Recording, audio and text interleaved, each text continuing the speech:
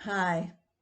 So I'm jumping in, metaphorically speaking, to do my first video because I love to talk about books. And since COVID, there's been less opportunities to actually talk directly to people about what I love, what I'm working on. And so I decided to jump in, and after posting my reservations about doing something like this and getting so many kind words from all of you to just jump in and do it, here's what I'm doing. I'm jumping in and doing it. So yeah, I'm Carol Hoenig. I'm a novelist, but I also write other things. I blog, and I also help other authors as well. I'm a publishing consultant. I've been doing this for a number of years.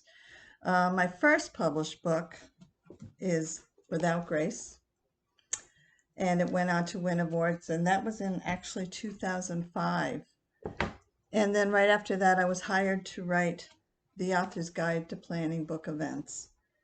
And that has done quite well too over the years, and that probably was 2006, 2007.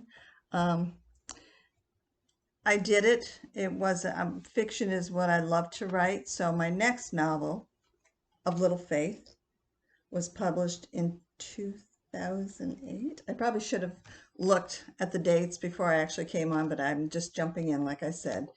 So, I'm working. I have a prequel to Without Grace that is with an agent right now, so we'll see what happens with that. The beta readers love it, so I'm hoping a traditional publisher will love it.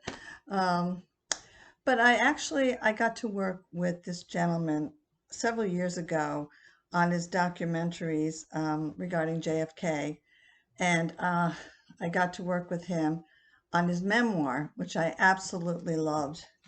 And I love the title. And this is all John Barber because he wrote Your Mother's Not a Virgin, The Bumpy Life and Times of the Canadian Dropout Who Changed the Face of American TV. It's look at how thick it is. But I got to tell you, it's such a fast read. There are books that are half the size that are more difficult to get through than this book. It's such a treasure.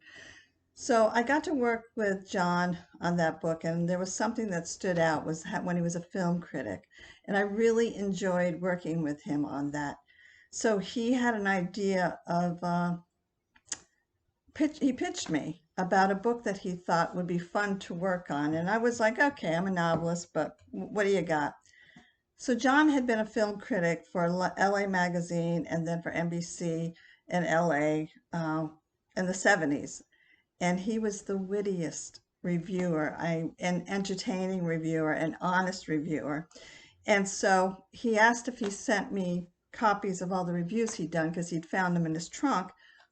Maybe we could put a book together. And this is what he'd sent me. All these reviews, and not just one review on each page, there are several. And it was so difficult to try to figure out which ones to share in the book. The book that will come out on October 12th, The Greatest Reviews I've Ever Read. And it is so delightful to read, if I have to say so myself. And here's the thing. John did not want his name as a byline on this. He just wanted my name. But trust me, most of it is his writing because it's including a lot of his reviews. He reviewed Network, Jesus Christ Superstar from the 70s, Burt Reynolds, different movies of Burt Reynolds, and he didn't hold back.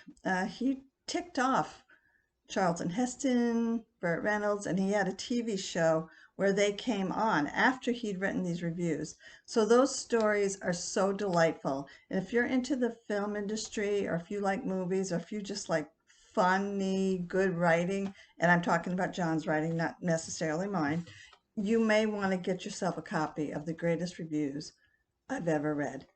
It's coming out October 12th, but they're taking pre-orders, and it's been available for pre-orders now and on Barnes and Noble and that other site that Book Salad, being that I'm hesitant to admit, but you can get it on Amazon and ask for it at your local bookstore. They should have it there.